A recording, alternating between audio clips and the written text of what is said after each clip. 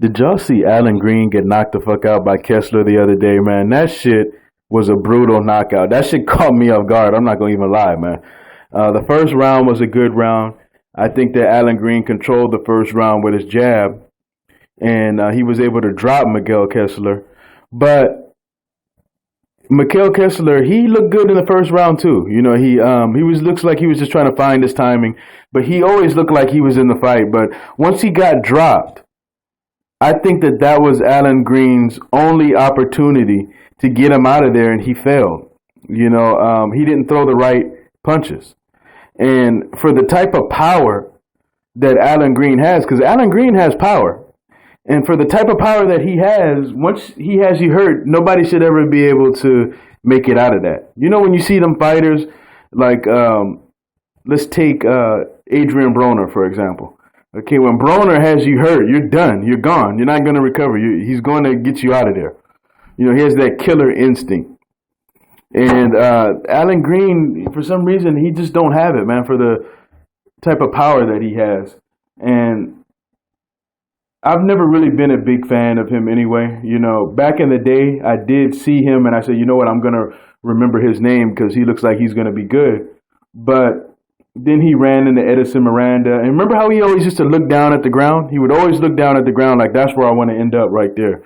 Like, I don't know, what was that shit all about? I hadn't seen him do it in this past couple of fights, but that's the only thing that I really remembered about him, other than, you know, he did have some good punching power. And he was okay. You know, he wasn't a complete bum. He looked like he was going to be a good prospect. But then he started making excuses every time after he lost. He ran into Andre Ward. He replaced Jermaine Teller in the Super Six, and he got completely dominated by Andre Ward on the inside and on the outside. He didn't do anything in that fight, and then he went on to get knocked out by Glenn Johnson. And this fight right here, I mean, let me tell you, when he knocked down Kessler, and he had him shaky, but he didn't finish him off. Pay attention to the last seconds of that first round, and you see Mikkel Kessler start to throw some bombs. Like, his killer instinct set in. He said, I'm not about to let this motherfucker finish me, so I better just let it all hang out right now.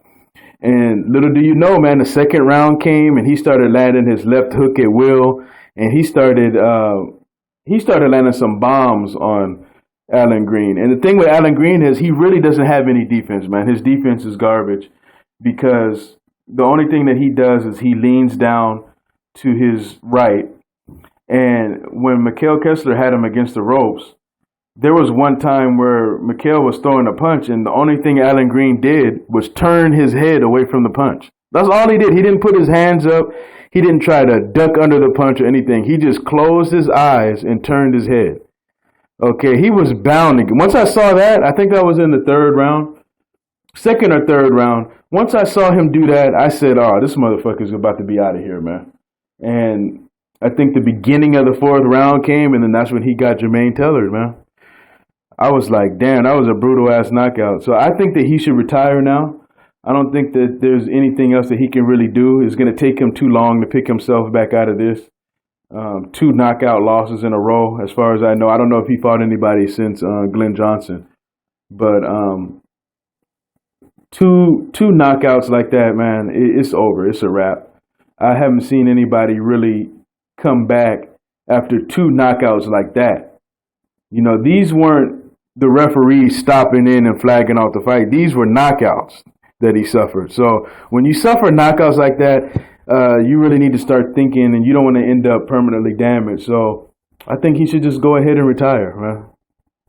You know, and try to find something else to do, because I really don't want to see him fight anymore after that. So that's my thoughts, man. You guys need to go check that shit out. That was a good fight. Peace.